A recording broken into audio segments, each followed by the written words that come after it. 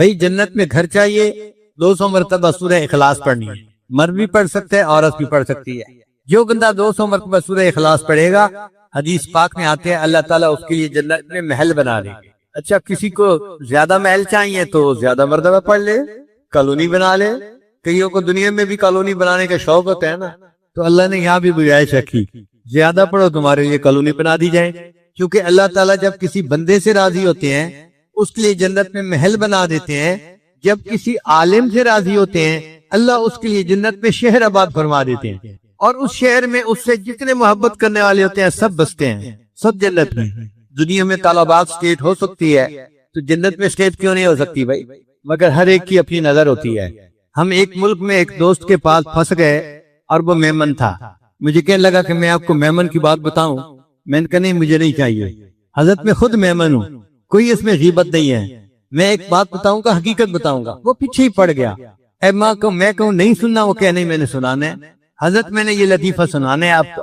اس نے تو میرا بیٹھنا مشکل کر دیا، تنگ آ کے جو امیر تھے تولیبات کے وہ مسکرا کے مجھے کہنے لگے حضرت اس نے کوئی نہیں ٹلنا، آپ اس سے لطیفہ سنیے۔ تو میں نے اسے اشارہ کیا ٹھیک ہے بھائی۔ اس نے کہا کہ حضرت پتہ ہے میمنوں کا کیا ذہن ہوتا ہے؟ مجھے کیا پتا؟ کہنے لگا ہمارا ذہن یہ ہوتا ہے کہ ہم جائیں گے تو اللہ پاک سے عرض کریں گے یا اللہ آپ نے جنت میں جو مکان جس کو دینا ہے ہلاک کر دے، ساری مخلوق کو مکان دے دے، اور جب سب کو مکان مل جائیں گے نا تو میں کہوں گا یا اللہ جو فالتو بچ گئے نا وہ مجھے دے دے، میں کرائے پہ چڑھا دوں گا۔ کہتے ہیں ہم میمنوں کی یہ ذہنیت کہ جنت میں بھی تمنا کریں گے کہ فالتو مکان مجھے مل جاتے تو میں کرائے پہ چڑھا دیتا۔ پھر میں نے اسے سمجھایا کہ کرائے پہ تو بندہ وہ دیتا ہے جس کو حاجت ہوتی ہے، وہاں کوئی حاجت ہی نہیں ہونی تو وہاں کوئی کیوں مکان کرائے پہ چڑھائے گا؟ اللہ تعالیٰ ہر وہ نعمت دے گے جو بندے کے خیال میں آ جائے۔ جنت کو دنیا پہ قیاس نہ کرو، جنت جنت ہے۔ تو اب آپ سوچئے کہ 200 مرتبہ سورہ اخلاص پڑھنے پر اللہ تعالیٰ جنت میں گھر بنا دیتے ہیں بندے کا۔ تو جنت میں گھر بنانا کتنا آسان ہے۔ امت محمدیہ کے لیے تو اللہ نے اتنی آسانیاں کر دی ہے، اتنی آسانیاں کہ لگتا ہے کہ اللہ کی دیت تھی کہ اس میری امت کا کوئی ایک بندہ بھی جہنم میں نہ جائے۔ اور یہ چھوٹے چھوٹے بچوں کو سورہ اخلاص یاد ہوتی ہے، قل واللہ احد اللہ الصمد لم یلد ولم یولد ولم یکن لہ کفوا احد، ایک مرتبہ ہو۔ تسبیح لے کے بیٹھے آپ 200 مرتبہ ایک ہی سٹنگ میں پڑھ لیں گے تو اعتکاف کے اندر تو اپنے گھر بنائے نا جنت میں۔ پورے قرآن پاک کی تلاوت ایک تمنا دل میں رکھیں اور پڑھیں، 3 پارے 5 پارے 10 پارے جتنا توفیق ہوتی ہے اتنا پڑھتے رہیں، مگر تمنا رکھیں کہ میں نے اس لیول پہ پہنچنا ہے کہ ایک قرآن پاک روز پڑھا کرتے۔ اللہ تعالیٰ آسان فرما دیں گے۔ ہم نے ایک دفعہ عجیب تماشا دیکھا، ہمارا ایک دوست تھا حافظ عبدالغفور اس کا نام تھا، وہ قرآن پاک کا عاشق، ہر وقت قرآن پڑھتا رہتا تھا، چلتے پھرتے ہر وقت قرآن پاک پڑھتا تھا، کالج کے اندر بھی ہاسٹل میں بھی ہر وقت، بازار میں جاتا تھا تو بازار بھی قرآن پاک پڑھتا رہتا تھا، عاشق قرآن میں کیا تھا۔ ہم لوگ ہاسٹل میں رہتے تھے تو عصر کے بعد ہاسٹل کے دروازے کے قریب گھاس لگا ہوا تھا پلاٹ میں، تو حافظ صاحب وہاں بیٹھ کے قرآن پاک کی تلاوت کر رہے تھے، آنکھیں بند کر لیتے تھے، ان کو کوئی پتہ نہیں ہوتا تھا ارد گرد کیا ہو رہا ہے، وہ قرآن پڑھ رہے ہوتے تھے۔ اچانک ایک لڑکے نے چیخ ماری، دوسرے پوچھا کیا ہوا؟ کہتے وہ دیکھو سانپ۔ اللہ کی شان دیکھیں کہ حافظ صاحب بیٹھے قرآن پڑھ رہے ہیں اور ان کے سامنے ایک کوبرا سانپ جو ہے وہ بھی ہل رہا ہے۔ اب جب ہاسٹل میں شور مچا تو سب بھاگے، خود میں بھی بھاگا کہ ہم دیکھتے ہیں، ہم دور کھڑے دیکھ رہے تھے حافظ صاحب بیٹھے قرآن پاک پڑھے اور وہ سانپ جو ہے وہ ہل رہا ہے ان کے ساتھ، لوگ آوازیں لے رہے ہیں حافظ صاحب حافظ صاحب حافظ صاحب، وہ قرآن پڑھتا جا رہا ہے، بس پڑھتا جا رہا ہے۔ سورہ یاسین پڑھ رہے تھے، جب اس نے سورہ یاسین کو مکمل کیا ہمارے سامنے سانپ نیچے زمین پر بیٹھا اب چلا گیا۔ اللہ کی شان۔ مجھے تو لگتا ہے کہ وہ کوئی جن تھا، کیونکہ سانپ تو مکلف نہیں نہ ہوتے، اور جن جو تھا اس شکل میں آیا تھا اور وہ بھی اللہ کا قرآن سن رہا تھا۔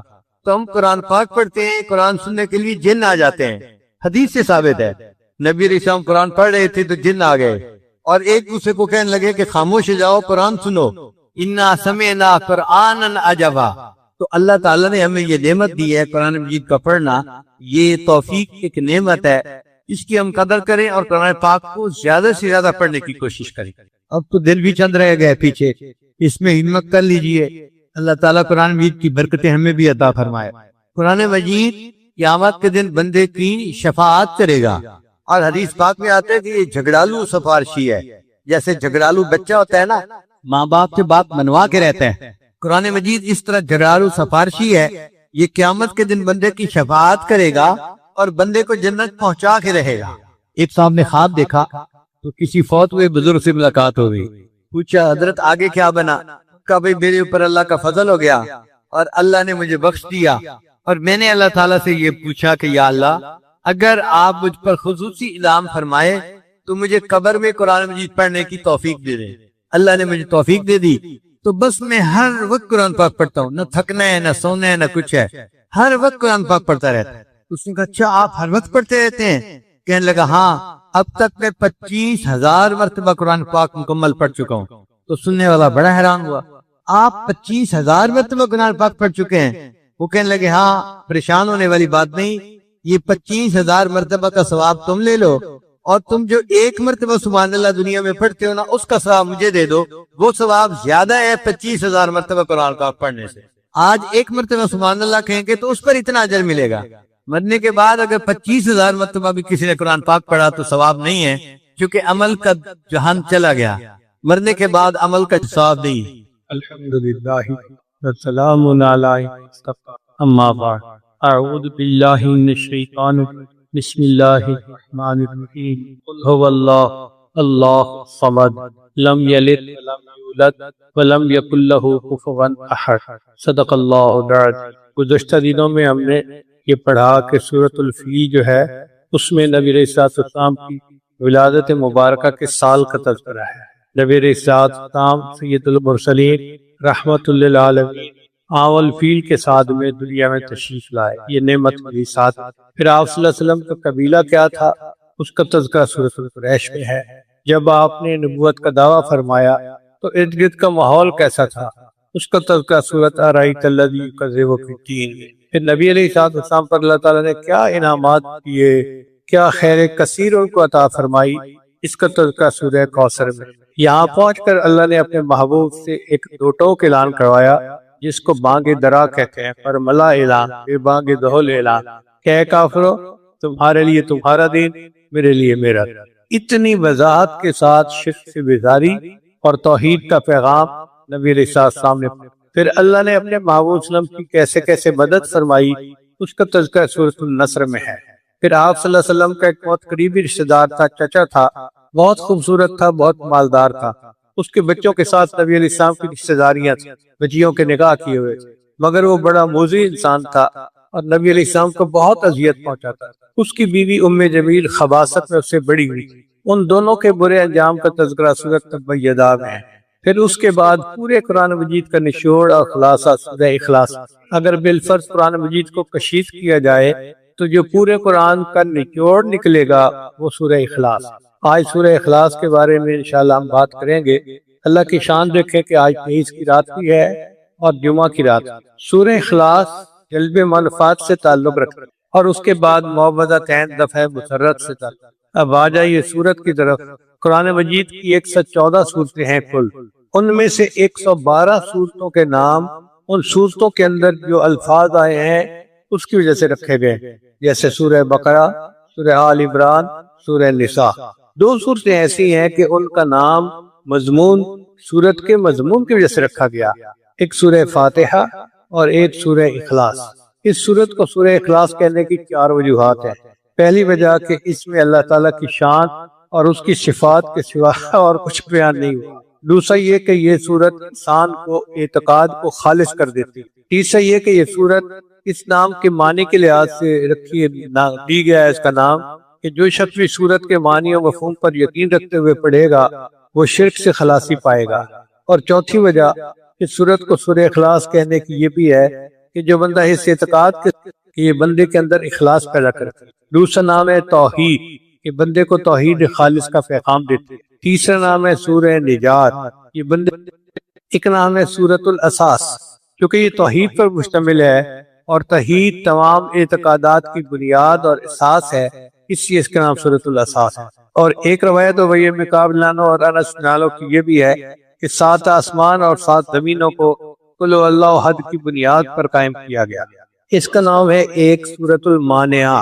چنانچہ اللہ تعالیٰ نے اپنے نبی السلام سے معراج کے موقع فرمایا میں نے آپ کو سورہ اخلاص عطا کی ہے، یہ میرے عرش کے خزانوں میں سے ہے اور یہ عذاب قبر اور اگرمی کے عذاب سے بچانے والی ہے، یعنی جہنم کے عذاب سے بچانے والی ہے۔ ایک اس کا نام ہے سورۃ النجات، کیونکہ بندے کو کفر سے دنیا میں اور آخرت میں آگ سے نجات عطا کرتا ہے۔ ایک اس کا نام ہے سورۃ تفرید، تفرید فرد وحید سے ہے، یعنی یہ اللہ تعالیٰ کی توحید پر مشتمل ہے۔ ایک اس سورت کا نام ہے سورۃ التجرید، کیونکہ اللہ تعالیٰ ابوت اور بنوت سے پاک ہے، نہ اس کا کوئی باپ ہے نہ اس کا کوئی بیٹا ہے، اور اس سورت میں یہ عقیدہ بیان کیا گیا ہے۔ ایک اس سورت کا نام ہے سورۃ النور، کہ اس سورت کا اعتقاد بندے کو نور ایمان سے منور کر دیتا ہے۔ 10واں نام ہے سورۃ الامان، یہ سورت بندے کو کفر اور شرک سے امان عطا کرتی ہے۔ اس سورت کا ایک نام ہے سورۃ الولایہ، چونکہ بندہ اس کو پڑھتا ہے تو اللہ اس کو اپنی ولایت عطا فرما دیتا ہے۔ ایک اس کا نام ہے سورۃ نسبہ، یعنی یہ سورت مشرکین کے سوال پوچھنے کے جواب میں اتری۔ انہوں نے پوچھا تھا کہ آپ کے اللہ کا نسب کیا ہے، تو اس سورت میں یہ مضمون بیان کیا گیا، اس لیے کو سورۃ النسبہ کہتے ہیں۔ ایک ہے سورۃ المعرفہ، کہ اس سورت میں اللہ تعالیٰ کی معرفت کامل بیان کی گئی۔ حضرت جابر عنہ سے مروی ہے کہ ایک آدمی نے نماز پڑھی اور اس کے بعد قل اللہ احد پڑھی تو آپ نے فرمایا اس بندے نے اپنے رب کو پہچان لیا۔ ایک اس کا نام ہے المعوذہ، المعوذہ۔ حضرت عثمان بن عفان کے پاس نبی اسلام تشریف لائے تو انہیں سورہ اخلاص، سورہ فلق اور سورہ ناس کے ساتھ دم کیا۔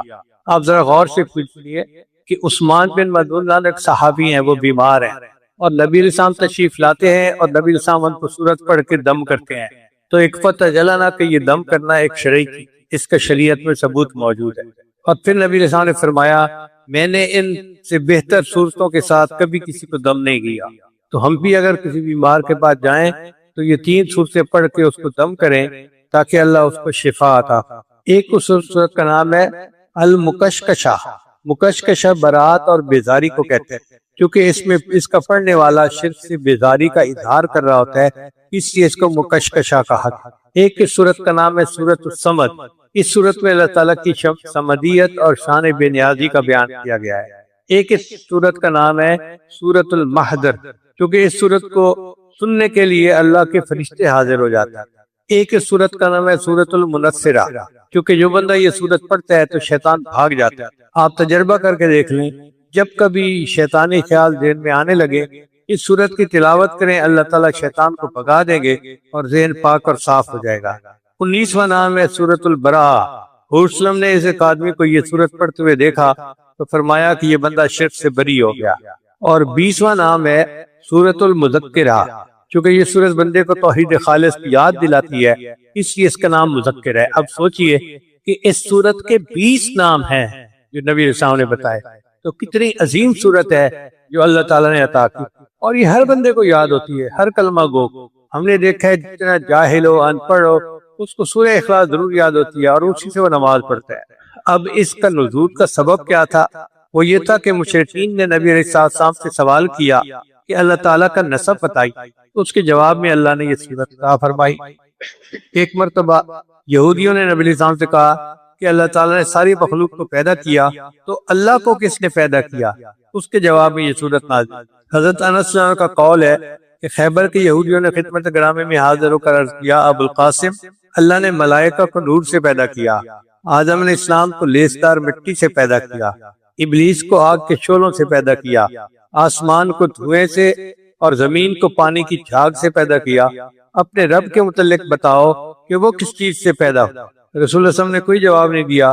اس پر جبریل السلام یہ سورت لے کر تشریف لائے۔ عامر بن طفیل اور اربت بن ربیعہ نبی السلام کی خدمت میں آئے۔ عامر نے کہا محمد صلی اللہ علیہ وسلم تم کس کی طرف ہم کو بلاتے ہو؟ نبی السلام نے فرمایا اللہ کی طرف۔ عامر نے کہا اپنے رب کی حالت تو بیان کرو، وہ سونے کا بنا ہوا ہے، چاندی کا بنا ہوا ہے، لوہے کا بنا ہوا ہے یا لکڑی کا؟ تو بت پرست تھے نا، تو وہ سمجھتے تھے کہ خدا بھی بتوں میں سے کوئی بت ہے۔ اس کے جواب میں یہ سورت نازل ہوئی۔ بعد میں اربد کے اوپر بجلی گری اور وہ مارا گیا، اور عامر کو طاعون کے ذریعے سے اللہ نے موت دی۔ اب اس سورت کے فضائل ذرا سن لیجئے تاکہ سورت کی تفسیر پڑھنے کا ہمیں لطف آئے۔ یہ سورت 1/3 قرآن کے برابر ہے، 1/3 قرآن کے برابر ہے۔ انس رضی اللہ عنہ سے روایت ہے کہ میں نے رسول اللہ کو یہ فرماتے ہوئے سنا کہ کیا تم میں سے کوئی رات کو 3 مرتبہ قل ہو اللہ احد پڑھنے کی طاقت نہیں رکھتا؟ بے شک یہ سورت تہائی قرآن کے برابر ہے۔ یعنی 3 مرتبہ جس نے قل ہو اللہ احد پڑھ لیا اس نے گویا پورا قرآن مجید پڑھ لیا۔ ابو ریحانہ روایت کرتے ہیں کہ نبی اسلام نے صحابہ کرام کو فرمایا کہ جمع ہو جاؤ، میں تم لوگوں کے سامنے تہائی قرآن پڑھوں گا۔ چنانچہ جو لوگ جمع ہو سکے وہ جمع ہو گئے۔ پھر رسول صلی اللہ علیہ وسلم نکلے اور سورہ اخلاص پڑھی اور واپس چلے گئے۔ لوگ آپس میں باتیں کرنے لگے کہ نبی اسلام نے فرمایا تھا تہائی قرآن پڑھیں گے، میرا خیال ہے کہ آپ پر آسمان سے کوئی نئی چیز نازل ہونے کی وجہ سے آپ اندر چلے گئے۔ پھر نبی علیہ السلام باہر تشریف لائے اور فرمایا میں نے تم سے کہا تھا کہ میں تہائی قرآن پڑھوں گا، جان لو کہ یہ سورت تہائی قرآن کے برابر ہے۔ حضرت ابن عمر سے روایت ہے کہ نبی صلی اللہ علیہ وسلم نے فرمایا جس کے قل اللہ احد پڑھی گویا اس نے 1 تہائی قرآن پڑھا، اور جس نے قل اللہ احد 2 مرتبہ پڑھا تو گویا اس نے 2 تہائی قرآن پڑھا، اور جس نے قل اللہ احد 3 مرتبہ پڑھی اس نے سارا قرآن مجید پڑھ لیا۔ اب اس کو 1 تہائی قرآن کے مطابق کیوں کہا جاتا ہے؟ علماء نے بتایا کہ بنیاد 3 بنیادی مقصد ہیں۔ ایک ہے اللہ کی معرفت، دوسرے ہے صراط مستقیم، اور تیسرے ہے آخرت کی معرفت۔ اللہ کی معرفت، صراط مستقیم کی معرفت اور آخرت کی معرفت۔ یہ سورت چونکہ اللہ کی معرفت کے مضمون پر مشتمل ہے اس لیے اس کو ثلث قرآن کہا جاتا ہے۔ پھر دوسری فضیلت یہ ہے کہ یہ سورت ہر شر اور پریشانی، عبداللہ ابن خبیب رضی اللہ عنہ فرماتے ہیں یہ بات بتائی تو آپ نے فرمایا، اس سے پوچھا کہ بھئی اس کا سبب کیا ہے کہ تم ہر رکعت میں سورت اخلاص پڑھتے ہو؟ اس نے کہا کہ یہ رحمان کی صفت ہے اور میں پسند کرتا ہوں کہ میں اس کو پڑھوں۔ آپ نے فرمایا اس شخص کو بتا دو کہ اللہ بھی اس سے محبت کرتے، یعنی جو بندہ سورہ اخلاص سے محبت کرتا ہے اس کے بدلے اللہ اس بندے سے محبت فرماتا۔ یہ سورت جنت میں داخلے کا باعث ہے۔ مسجد قباء میں ایک امام صاحب تھے، وہ ہر رکعت میں کوئی سورت پڑھتے تھے اور پھر سورہ اخلاص پڑھتے تھے۔ لوگوں نے کہا کہ بھئی کوئی اور سورت پڑھ لیتے ہو تو سورہ اخلاص پڑھنے کی کیا ضرورت ہے؟ انہوں نے کہا بھئی میں تو پڑھوں گا۔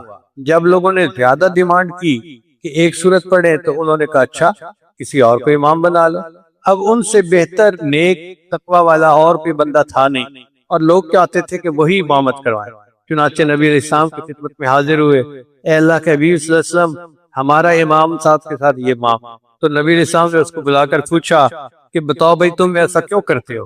اس نے کہا اے اللہ کے حبیب صلی اللہ علیہ وسلم مجھے اس سورت کے مضمون سے بہت محبت ہے اور میں چاہتا ہوں ہر رکعت میں یہ سورت پڑھا کروں۔ نبی صاحب نے فرمایا کہ میں اس سورت آپ کو بتاتا ہوں کہ تمہیں اس سورت سے محبت یقیناً تمہیں جنت میں داخل کر دے گی۔ اس سورت سے محبت یقیناً تمہیں جنت میں داخل کر دے گی۔ حضرت معمر اللہ سے روایت ہے کہ نبی اسلام ایک شخص کے قریب سے گزرے جو قل هو اللہ احد کی تلاوت کر رہا تھا۔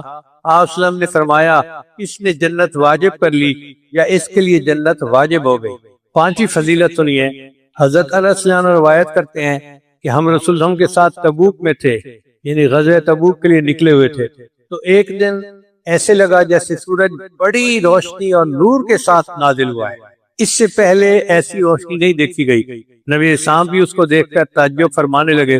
اچانک جبریل السلام تشریف لے آئے تو نبی السلام نے پوچھا جبریل آج سورج کو کیا ہوا؟ یہ ایسے نور روشنی اور شعاؤں کے ساتھ طلوع ہوا کہ میں نے گزشتہ دنوں اسے اس طرح طلوع ہوتے نہیں دیکھا۔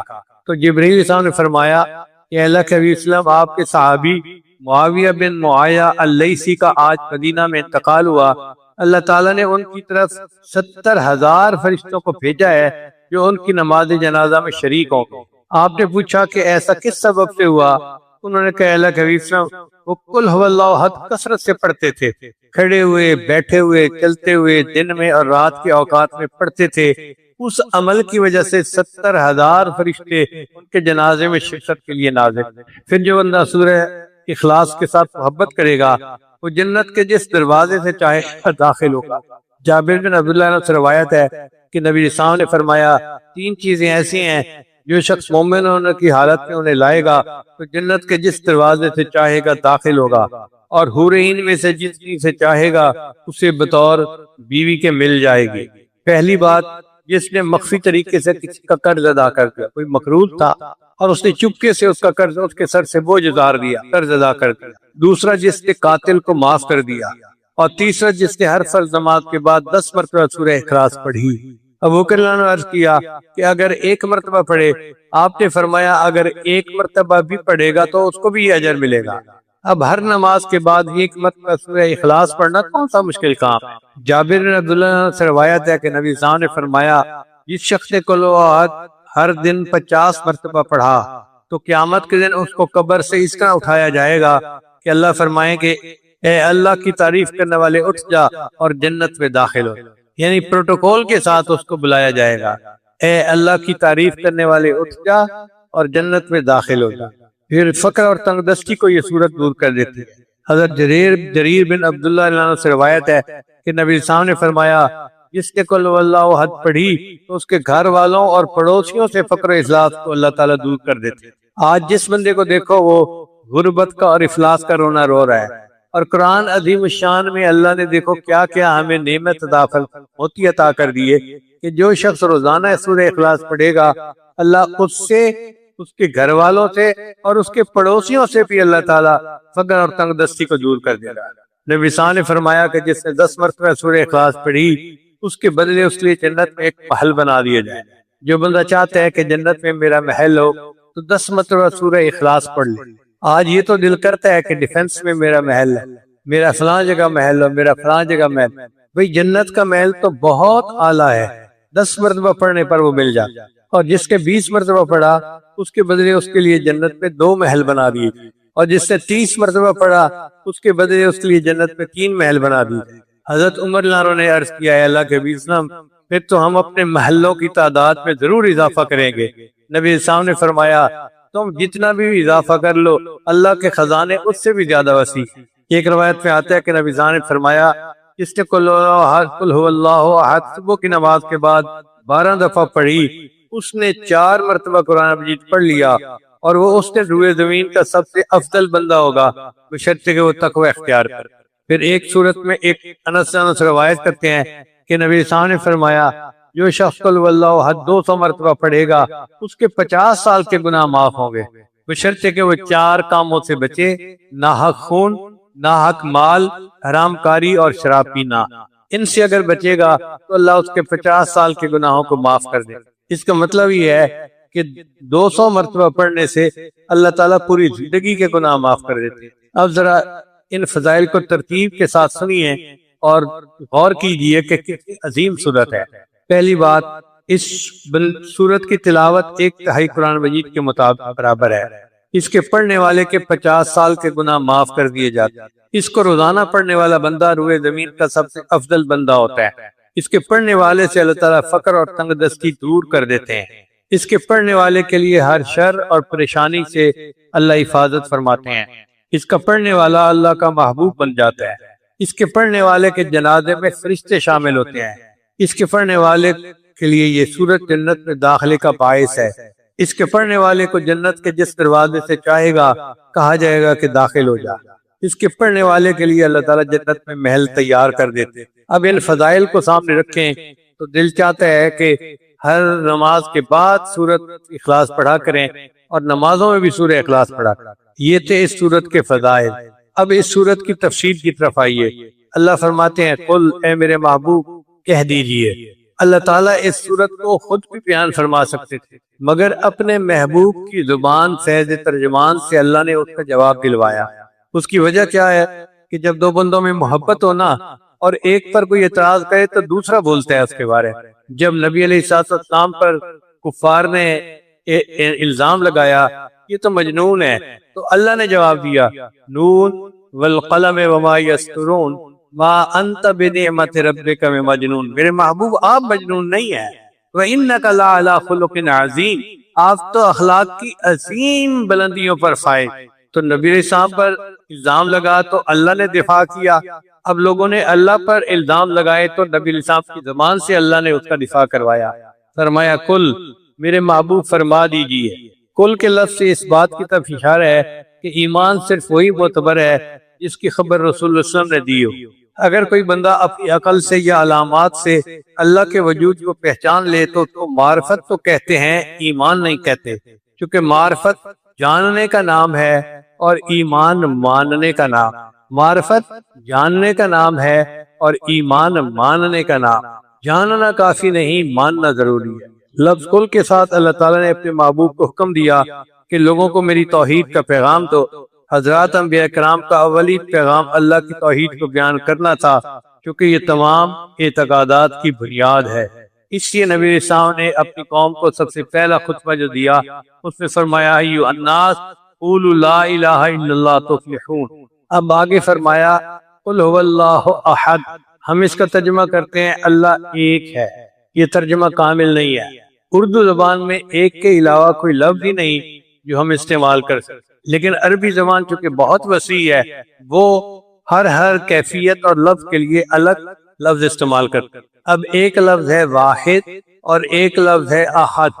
اللہ فرماتے ہیں قل هو اللہ احد، کہہ دیجئے کہ اللہ ایک ہے۔ تفصیل یہ ہے کہ ایک ہوتا ہے تعدد یعنی تعداد زیادہ ہونا، ایک ہوتا ہے تجزی یعنی ایک چیز کے اجزاء زیادہ ہونا۔ مثال کے طور پہ ایک انسان، اب ایک انسان ہے تو 2 3 4 10 100، یہ تعدد ہو گیا، کئی انسان ہو سکتے ہیں۔ اور تجزی کا مطلب یہ ہے کہ اس انسان کی آنکھیں ہیں، کان ہیں، زبان ہے، الگ الگ اس کے اعضاء ہیں تو جزو ہیں اس کے۔ اللہ تعالیٰ تعدد سے بھی پاک ہے، تجزی سے بھی پاک، اس لیے اللہ تعالیٰ کے لیے احد کا لفظ لایا گیا۔ اب احد کا کیا معنی بنے گا کہ اللہ اکیلا ہے، اللہ تنہا ہے، اللہ یکتا ہے، اللہ یونیک ہے، اس کے ایسا کوئی ہے ہی نہیں، یہ اس کا ترجمہ بنے گا اللہ ایک ہے۔ یہ اللہ جو ہے یہ اللہ تعالیٰ کا اسم ذات ہے، اور اسی کو ہمارے مشائخ نے اسم اعظم کہا ہے۔ قل هو اللہ احد، آپ فرما دیجئے کہ اللہ یکتا ہے، اللہ الصمد، اللہ تعالیٰ بے نیاز ہے۔ بے نیاز کا کیا مطلب؟ جس کو کسی کی پرواہ نہ ہو، مگر یہ لفظ بے نیاز بھی پوری طرح اس لفظ کا ترجمہ نہیں بنتا، چونکہ اردو زبان میں بے نیاز کا ترجمہ، بے نیاز سے ترجمے کے علاوہ کوئی اور لفظ ہے ہی نہیں۔ عربی میں صمد اس مضبوط چٹان کو کہتے ہیں جس کا سہارا لے کر کوئی بندہ اپنے دشمن کے خلاف لڑتا ہے۔ پھر یہ صمد کا لفظ ایسے سرداروں کے لیے استعمال ہونے لگا جو لوگوں کو پناہ دیتے تھے، تو مضبوط سہارا اس کے لیے لفظ صمد کا استعمال ہونے لگا۔ چنانچہ عبداللہ بن مسعود کا قول ہے کہ صمد اس سردار کو کہتے ہیں جس کی سرداری انتہا کو پہنچ چکی، وہ ذات جس کی طرف ضرورت کے موقع پر رجوع کیا جائے اور مصیبت کے وقت اس سے مدد لی جائے۔ ایک معنی ہے کہ صمد وہ ذات ہے جو چاہے کرے، جو ارادہ ہو فیصلہ کرے، اور اس کے فیصلے کو کوئی چیلنج نہ کر سکے، نہ اس کی قضاء کو کوئی ٹھکرا سکے۔ ایک معنی صمد کا یہ ہے کہ اللہ تعالیٰ سردار ہے اور تمام حاجات میں اللہ کی طرف رجوع کیا جاتا ہے۔ ایک معنی اس کا ہے بلندی، کہ صمد وہ ذات جس سے بلند کوئی دوسری ہستی نہ ہو۔ ایک اس کا معنی یہ ہے کہ وہ ہستی جو مخلوق کے فنا ہونے کے بعد بھی باقی رہے گی، ہر چیز فنا ہو جائے گی سوائے اللہ رب العزت کی ذات۔ ایک اس کا معنی یہ ہے کہ وہ ذات جس میں نہ موت آئے، نہ نیند آئے، نہ کوئی اس کا وارث بن سکے، وہ صمد ہوتا ہے۔ ایک معنی صمد کا یہ ہے کہ وہ ذات جس میں کوئی عیب نہ ہو۔ ایک معنی اس کا یہ ہے کہ وہ ذات جس کے اوپر آفات نہ آئے۔ ایک معنی اس کا یہ ہے کہ وہ ذات جو غالب آئے، ہمیشہ کبھی مغلوب نہ ہو۔ ایک معنی یہ ہے کہ وہ عظیم ذات جس سے کوئی دوسرا عظیم نہ ہو۔ مولا علی قاری رحمۃ اللہ نے تمام اقوال کا خلاصہ بیان کیا، وہ یہ ہے کہ صمد وہ پروردگار ہے جو سب سے بے پرواہ ہے، وہ کسی چیز کا محتاج نہیں اور سارے لوگ اس کے محتاج ہیں۔ سید عطا اللہ شاہ صاحب بخاری رحمۃ اللہ فرماتے ہیں کہ اللہ الصمد کے معنی میں مجھے ہمیشہ تردد رہا کہ اس کے معنی ہے بے نیاز۔ میرے دل کو تسکین نہیں ہوتی تھی۔ جیل میں میں نے شاہ عبد القادر کا ترجمہ منگوایا تو لکھا ہوا تھا کہ اللہ الصمد، اللہ نرادھار ہے۔ نرادھار اب اردو کا لفظ نہیں تھا، کسی اور زبان کا تھا، تو کہنے لگے کہ میں سوچنے لگا کہ نرادھار ہو سکتا ہے سنسکرت کا لفظ ہو یا کسی اور کا، تو کوئی ایسا بندہ ڈھونڈوں کہ جو جانتا ہو۔ اس وقت جیل میں ایک پنڈت آیا ہوا تھا، بنکی شرما۔ فرماتے ہیں میں بنکی شرما کے پاس گیا اور میں نے اس سے پوچھا کہ بھئی نرادھار کا کیا معنی ہے؟ یہ لفظ سنتے ہی وہ جھومنے لگا، واہ واہ واہ واہ کہنے لگا میں حیران کہ میں بیٹھا انتظار میں ہوں اور یہ اپنے ہی مزے لیے جا رہے۔ تو میں نے کہا کہ پنڈت جی مجھے بتائیں اس کا معنی کیا ہے؟ اس نے کہا کہ یہ سنسکرت زبان کا لفظ ہے اور اس کا معنی یہ ہے کہ وہ ذات کہ جس کے بن کسی کا کام بنے نہیں اور جس کا کام کسی کے بن اڑے نہیں، وہ ذات کہ جس کا کام کسی کے بغیر اڑے نہیں اور جس کے بغیر کسی کا کام بنے نہیں۔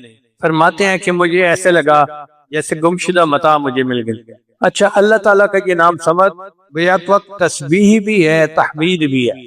تسبیح اس طرح کہ اللہ کی اس میں شان بیان کی گئی، اللہ تعالیٰ کے صفت بیان کی گئی کہ وہ اس میں کوئی عیب نہیں۔ تسبیح کا یہ مطلب ہے اللہ تعالیٰ ہر عیب سے پاک ہے۔ اور تحمید میں اللہ کی حمد بیان کی گئی کہ وہ سب کی مدد کرتا ہے، سب کی حاجات کو پورا کرتا ہے۔ ہمارے مشائخ نے اپنی کتابوں میں دو لفظ استعمال کیے ہیں، باہما اور بے ہما، یعنی اللہ مخلوق کے ساتھ بھی ہے اور مخلوق سے الگ بھی ہے۔ باہما کیا مطلب کہ سب کی ضروریات وہ پوری کرتا ہے، اور بے ہما کا مطلب اس کو کوئی حاجت نہیں کہ کوئی اس کی ضرورت کو پورا کرے۔ پھر آگے فرمایا لم یلد ولم یولد، اللہ تعالیٰ نے نہ کسی کو جنا اور نہ اللہ کو کسی نے جنا۔ یہ ان مشرکین کے جواب میں تھا جنہوں نے اللہ کا نسب نامہ پوچھا تھا۔ چنانچہ اگر ہم کہیں کہ اللہ تعالیٰ کی اولاد ہے تو یہ عہد کے منافی ہوا، اگر کہیں کہ اللہ تعالیٰ کا بیٹا ہے تو یہ صمد کے منافی ہے، کیونکہ بیٹا اپنے وجود میں باپ کا محتاج ہوتا ہے۔ وَلَمْ يَكُنْ لَهُ كُفُوًا أَحَدٌ، اور نہیں ہے اس کا کوئی ہمسر۔ کفر کی تفسیر میں مفسرین نے کہا کہ اس کا مثل کوئی نہیں، اس کا برابر کوئی نہیں، یعنی اللہ تعالیٰ جیسا یا اللہ تعالیٰ کے برابر یا اللہ کا مثل کوئی نہیں۔ اللہ فرماتے ہیں لیسا کمثلہ شیء، کوئی اس کے مثل نہیں۔ اور بعضان نے کہا کہ کفر سے مراد بیوی ہے، کہ اللہ تعالیٰ کی کوئی بیوی نہیں ہے۔ اس صورت میں 4 آیات ہیں اور ہر آیت نے اللہ کے کمالات کو ثابت کیا ہے۔ پہلی آیت نے وحدانیت کو ثابت کیا اور تعدد کی نفی کر دی، قل هو اللہ احد۔ دوسری آیت نے کمال کو ثابت کیا اور عجز کی نفی کر دی، اللہ الصمد۔ تیسری آیت نے دوام اور بقا کو ثابت کیا اور فنا کی نفی کر دی، لم یلد ولم یولد۔ چوتھی آیت نے عظمت و کبریائی کو ثابت کیا اور مثل کی نفی کر دی، ولم یکن لہ کفوا احد۔ چنانچہ اس صورت نے تمام شرک و کفر کی جڑوں کو کاٹ کے رکھ دیا۔ اس صورت نے تمام شرک اور کفر کی جڑوں کو کاٹ کے رکھ دیا۔ اب ذرا غور کیجئے، کبھی عدد میں شرک ہوتا ہے، لفظ احد کے ساتھ اس کی نفی کر دی گئی۔ کبھی مرتبہ و منصب میں شرک ہوتا ہے تو لفظ صمد نے اس کی نفی کر دی۔ کبھی حسب و نسب میں شرک ہوتا ہے تو لم یلد ولم یولد کے ساتھ نفی کر دی۔ کبھی کام اور اختیار میں ہوتا ہے تو ولم یکن لہ کفوا نے اس کی نفی کر دی۔ اب ذرا غور کیجئے، اس دنیا میں 6 طرح کے عقائد رکھنے والے لوگ پائے جاتے ہیں۔ پہلے ہوتے ہیں دہریہ، وہ کہتے ہیں جی اللہ تعالیٰ کی ذات کا انکار کرتے ہیں، عقیدہ یہ ہے کہ کائنات خود بخود وجود میں آ چکی، قل هو اللہ احد کے ساتھ اللہ کے وجود کو ثابت کیا اور ان کی تردید ہوگی۔ اسی اللہ تعالیٰ کو واجب الوجود کہتے ہیں کہ اللہ تعالیٰ ہی اصل وجود رکھتے ہیں، باقی ہر چیز کا وجود اللہ کی وجہ سے ہے۔ فارسی زبان کا لفظ ہے خدا، خدا کا معنی خود یعنی جو خود بنا، اس کو کسی نے بنایا نہیں ہے۔ تو اللہ تعالیٰ نے کائنات کو پیدا کیا اور اس کائنات کو وہی چلا رہے۔ دوسرا عقیدہ ہے فلاسفہ کا، ان کا عقیدہ یہ ہے کہ بنانے والا کائنات کا کوئی ہے لیکن اس کی کوئی صفت نہیں، مادے سے پیدا ہوا۔ جیسے آج کل بھی بہت سارے دہریے یہی یقین رکھتے ہیں کہ بس مادے سے کائنات پیدا ہوئی، اب مادے کے اندر تو کوئی صفت نہیں ہے، تو اس صورت نے اس کی بھی نفی کر دی۔ چنانچہ اللہ تعالیٰ کی صفات بیان۔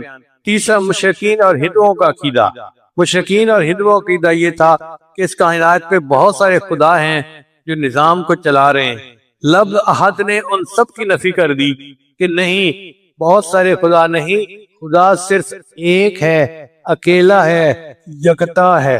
پھر یہود و نصارہ کا عقیدہ یہ تھا کہ اللہ تعالیٰ کے بیوی بچے ہیں۔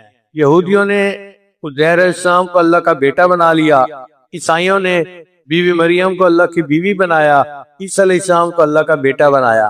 مشرکین فرشتوں کو اللہ کی بیٹیاں کہا کرتے تھے۔ تو اس صورت میں ان سب کی تردید کرتے۔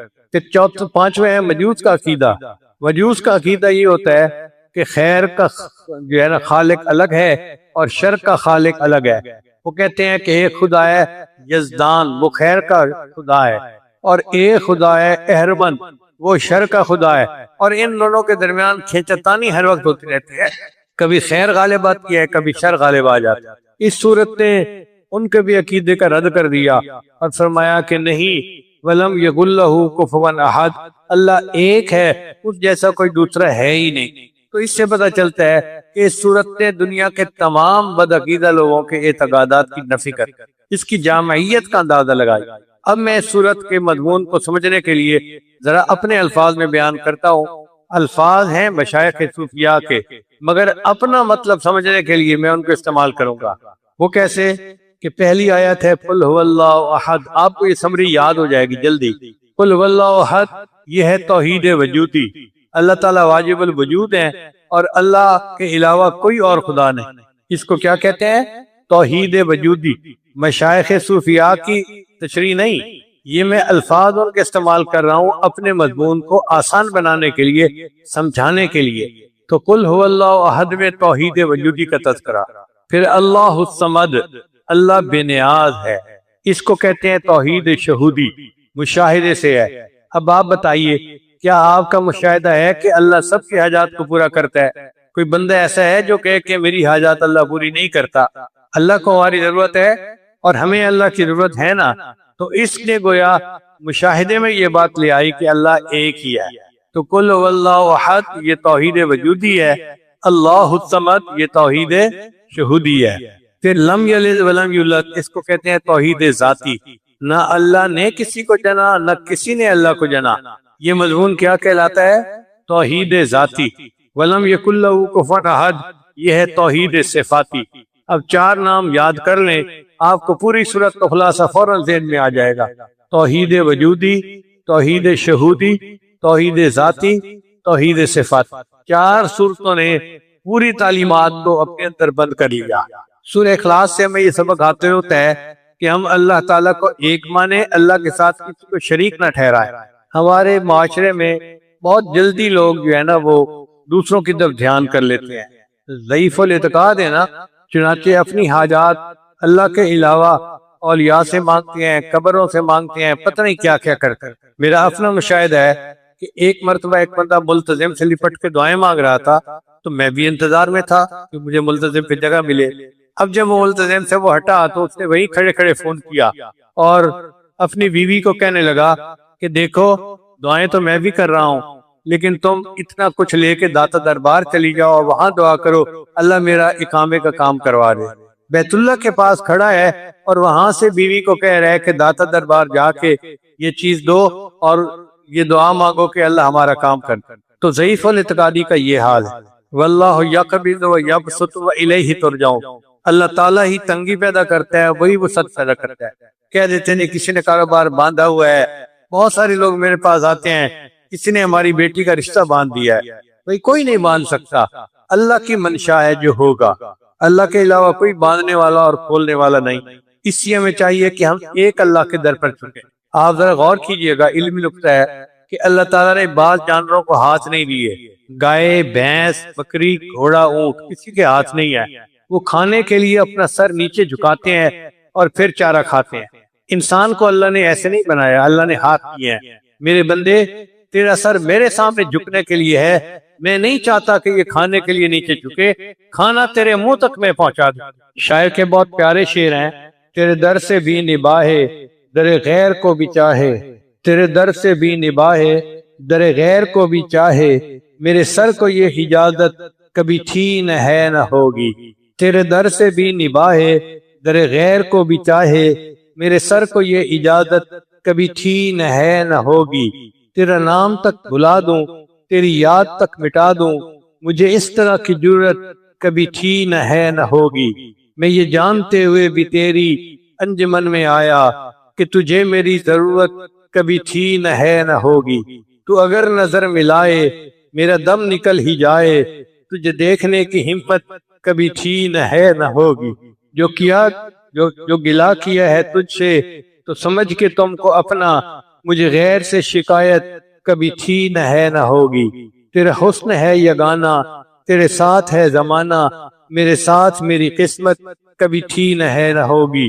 یہ کرم ہے دوستوں کا وہ جو کہہ رہے ہیں سب سے کہ نصیر یہ عنایت کبھی تھی نہ ہے نہ ہوگی۔ حقیقت یہ ہے کہ جس بندے کو ایک طرف جھکنا آ گیا اسے در در پہ نہیں جھکنا پڑتا، جسے ایک ذات کے سامنے رونا آ گیا اسے ہر ایک کے سامنے جا کے نہیں رونا پڑتا۔ علامہ اقبال نے کیا خوبصورت شعر کہا ہے وہ ایک سجدہ جسے تو گراں سمجھتا ہے 1000 سجدوں سے دیتا ہے آدمی کو نجات۔ ایک اللہ کے سامنے سجدہ کر لو 1000 سجدوں سے نجات مل جائے گی۔ اس کے بالمقابل جو لوگ اللہ کو چھوڑ کر مخلوق سے امیدیں لگاتے ہیں ان کو ذلت اور رسوائی کے سوا کچھ بھی نہیں ملتا۔ اللہ فرماتے ہیں وَمَن يُشْرِكْ بِاللَّهِ فَكَأَنَّمَا خَرَّ مِنَ السَّمَاءِ وَتَخْطَفُهُ الطَّيْرُ أَوْ تَهْوِي بِهِ الرِّيحُ مِن مَّكَانٍ صَحِيحٍ۔ جو شخص اللہ کے ساتھ کسی کو شریک ٹھہرائے تو گویا وہ آسمان سے گر پڑا، پھر یا تو پرندے اسے اچک لے جائیں یا ہوا اسے کہیں دور دراز کی جگہ پر لا پھینکے۔ سر ایک ہے اور ایک ہی کے سامنے جھکانے کے لیے اللہ نے عطا کیا ہے۔ سر ایک ہے اور ایک ہی کے سامنے جھکانے کے لیے اللہ نے دیا ہے۔ سر جس پہ نہ جھک جائے اسے در نہیں کہتے، سر جس پہ نہ جھک جائے اسے در نہیں کہتے، در در پہ جو جھک جائے اسے سر نہیں کہتے۔ نبی علیہ السلام نے عبداللہ بن عباس کو ایک نصیحت فرمائی جو توحید کے مضمون پہ مشتمل ہے۔ عن ابن عباس عنہ قال كنت خلف رسول اللہ صلی اللہ علیہ وسلم۔ ابن عباس کہتے ہیں کہ میں سواری پہ نبی صاحب کے پیچھے سوار تھا۔ فقال نبی صاحب نے فرمایا یا غلام، اے لڑکے، انی اعلمک کلمات، میں تمہیں چند باتیں سکھاتا ہوں، احفظ اللہ یحفظک، تو اللہ کی حفاظت کر اللہ تجھے محفوظ رکھے گا، تو اللہ کو یاد رکھ اللہ تجھے محفوظ رکھے گا۔ احفظ اللہ تجدہ تجاہک، تو اللہ کو یاد کر اللہ کو اپنے سامنے پائے گا۔ اذا سألت فاسأل اللہ، اگر تو مانگے تو تجھے اللہ سے مانگنا چاہیے۔ وَإِذَا اسْتَعَنْتَ فَاسْتَعِنْ بِاللَّهِ، اور اگر مدد چاہے تو اللہ سے مدد مانگ۔ وَعْلَمْ، جان لے اس بات کو، ان الامت لو اجتمعت علی ان ينفعوک بشیء لم ينفعوک الا بشیء قد کتبہ اللہ لک، اگر ساری امت جمع ہو جائے تمہیں نفع پہنچانے کے لیے تو وہ نہیں نفع پہنچا سکتے مگر اتنا جتنا اللہ نے لکھ دیا ہے، اور اگر ساری امت جمع ہو جائے تمہیں نقصان پہنچانے کے لیے تو وہ نہیں نقصان پہنچا سکتے مگر اتنا جتنا اللہ نے لکھ دیا ہے۔ رفعت الاقلام وجفت الصحف، قلم اٹھا لیے گئے اور صحیفے خشک ہو گئے، یعنی اللہ نے تقدیر لکھ دی ہے، جو لکھ دی ہے وہ ہو کے رہنا ہے، اب کسی اور کی طرف جانے کی ضرورت نہیں ہے۔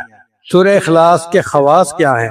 امام جعفر صادق رحمۃ اللہ فرماتے ہیں کہ خواب میں سورہ اخلاص پڑھنے کی تعبیر یہ ہے کہ وہ شخص دونوں جہانوں کی مراد پائے گا۔ بعض رات نے فرمایا کہ خواب میں سورہ اخلاص پڑھنا احکام الہیہ کی پیروی کی دلیل ہے۔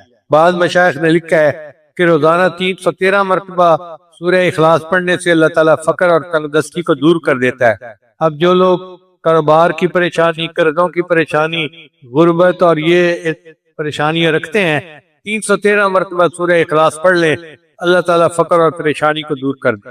اگر کوئی بندہ بے گناہ جیل میں ہے تو 1000 مرتبہ یہ سورت پڑھ لے، اللہ تعالیٰ رہائی عطا فرمائے۔ بہت سارے لوگ مجھے خط لکھتے ہیں میرا بھائی جیل میں ہے، میرا رشتہ دار جیل میں ہے، فلاں جیل میں ہے، تو بھائی یہ وظیفہ جو نبی صاحب نے بتایا سن لیجئے کہ 1000 مرتبہ سورہ قل واللہ احد پڑھ لیجئے، اللہ تعالیٰ جیل سے رہائی عطا فرمائے۔ اب جو بندہ اپنے خیالات سے پریشان ہو کہ میرے دل کی حالت اچھی نہیں اور وہ چاہے کہ میرا دل ٹھیک ہو جائے، وہ روزانہ ہر نماز کے بعد اس سورت کی پابندی سے تلاوت کرے، اللہ تعالیٰ اس کو دل کو ہدایت عطا فرمائے۔ اب اس کا ترجمہ آخر پہ پھر سن لیجیے۔ قل واللہ احد، آپ کہہ دیجئے کہ اللہ یکتا ہے، اللہ الصمد، اللہ تعالیٰ بے نیاز ہے، لم یلد، اس کی کوئی اولاد نہیں، ولم یولد، اور نہ وہ کسی کی اولاد ہے، ولم یکن لہ کفوا احد، اور نہیں ہے اس کے لیے کوئی ہمسر۔ اللہ تعالیٰ اس عظیم سورت کو سمجھنے کی اور اس کے مضمون کو دل میں اتارنے کی ہمیں توفیق عطا فرمائے۔ وآخر دعوانا ان الحمدللہ رب العالمین۔ توبہ کے کلمات پڑھائے جائیں گے۔ آج 23 کی شب بھی ہے اور جمعہ کی رات بھی ہے، قبولیت کا وقت ہے، تو سچے دل کے ساتھ توبہ کے کلمات پڑھ لیجئے۔ پڑھیے بسم اللہ الرحمن الرحیم، لا الہ الا اللہ محمد الرسول اللہ، آمنت باللہ وملائکتہ وکتبہ ورسلہ والیوم الآخر والقدر خیرہ وشرہ من اللہ تعالی والبعث بعد الموت، آمنت باللہ کما ہوا باسمائہ وصفاتہ وقبلت جمیع احکامہ اقرار باللسان و تصدیق بالقلب اشہد ان لا الہ الا اللہ و اشہد ان محمدا عبدہ و رسولہ استغفر اللہ ربی من کل ذنب و اتوب الیہ برحمتک یا ارحم الراحمین۔ ان کلمات کو پڑھنے سے ہم تو بتائے ہو چکے ہیں، چند معمولات ہیں جن کو باقاعدگی سے کریں گے تو اللہ تعالیٰ دل کو منور کرے گا۔ پہلا عمل ہے 100 مرتبہ استغفار صبح شام پڑھ، دوسرا عمل ہے 100 مرتبہ درود شریف پڑھ، تیسرا ہے قرآن مجید کی تلاوت روزانہ کر، عام دنوں میں 1 پارہ اور رمضان مبارک میں زیادہ پڑھنے کی کوشش کریں۔ اگر 1 منزل روزانہ پڑھیں ناظرہ خان تو بہت اچھا معاملہ، اور حافظ تو پھر جتنا چاہیں پڑھیں، جتنا گڑ اتنا میٹھا۔ چوتھا عمل ہے چلتے پھرتے ہر وقت دل میں اللہ کو یاد کرتا، اذکار وال دل یار۔ اور 5واں عمل ہے مراقبہ۔ مراقبہ تمام معاملات کا لب الباب اور نچوڑ ہے۔ طریقہ بڑا آسان ہے کہ جب آپ نماز پڑھ کے فارغ ہوں تو تھوڑی دیر کے لیے اللہ سے لو لگا کے بیٹھ جائیں کہ اللہ کی رحمت آ رہی ہے، دل میں آ رہی ہے، دل کی ظلمت اور سیاہی دور ہو رہی ہے، اور میرا دل کہہ رہا ہے اللہ اللہ اللہ، اور میں انشاءاللہ 10-15 منٹ صبح شام مراقبہ کریں گے تو آپ کے دل میں اللہ کی محبت بڑھے گی، آپ خود اس کی لذت کو محسوس کریں گے۔ یہ کوئی ڈھکی چھپی بات نہیں ہے، اللہ کے بڑے مزے جو بھی چاہے وہ چکھ لے۔ اب تھوڑی دیر مراقبہ کر لیجیے، آنکھوں کو بند کر لیجیے، سر کو جھکا لیجیے، دنیا اور جو کوئی دنیا میں ہے اس سے ہٹ کٹ کے اللہ کی یاد میں ڈوب جائیے۔ کس سے مانگیں کہاں جائیں، کس سے کہیں، اور دنیا میں حاجت روا کون ہے؟